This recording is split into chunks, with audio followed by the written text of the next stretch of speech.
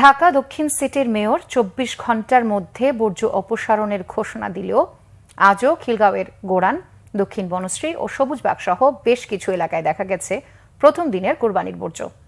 সড়কের ওপর ওই আবর্জনা পচে দুর্গন্ধ ছড়ানোয় ক্ষুব্ধ এলাকাবাসী। শুভ মাহফুজের রিপোর্ট। কোরবানির প্রথম দিনের বর্জ্য প্রায় শতভাগ অপসারণ করা হয়েছে। সোমবার রাতেই এমন দাবি করেছে দুই সিটি কর্পোরেশন, কিন্তু বাস্তবে এই দাবি শতভাগ দেখা মেলেনি রাজধানীর শাহজাহানপুর, খিলগাঁও, গোড়ান সহ বেশ কিছু এলাকা। বর্জ্যের দুর্গন্ধে অতিষ্ঠ খিলগাঁওয়ের ২ নম্বর ওয়ার্ডের স্থানীয়দের অভিযোগ, একদিন পার হলেও বর্জ্য অপসারণে এলাকাটিতে নেই সিটি কর্পোরেশনের তৎপরতা।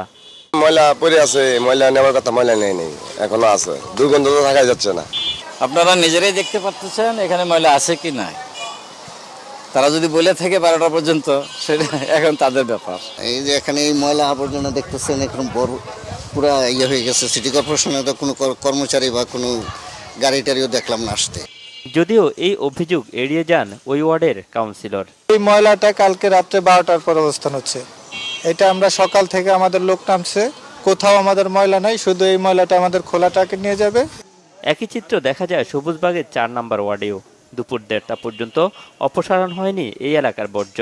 আমরা যে ওয়াশা রোডে দেখলাম অনেক ময়লা এখন আসছে, তো বলছিল ময়লা দ্রুত অপসারণ করবে, এরা কথার কাজে কোনো মিল নেই। তবে পাশের ৫ নম্বর ওয়ার্ডে ভিন্ন চিত্র।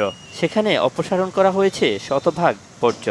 আমরা 8টি গ্রুপে কাজ করেছি এবং সেখানে আমরা 3:30টার মধ্যে আমাদের সকল প্রকার বর্জ্য, কোরবানি পশুর বর্জ্য অপসারণ করেছি। আজকে দ্বিতীয় দিনে আমরা সকালবেলা থেকে কাজ করছি। আপনারা দেখছেন যে বিভিন্ন জায়গায় এমন রাস্তার কোথাও কোনো রক্ত চিহ্ন দেখতে পাবেন না।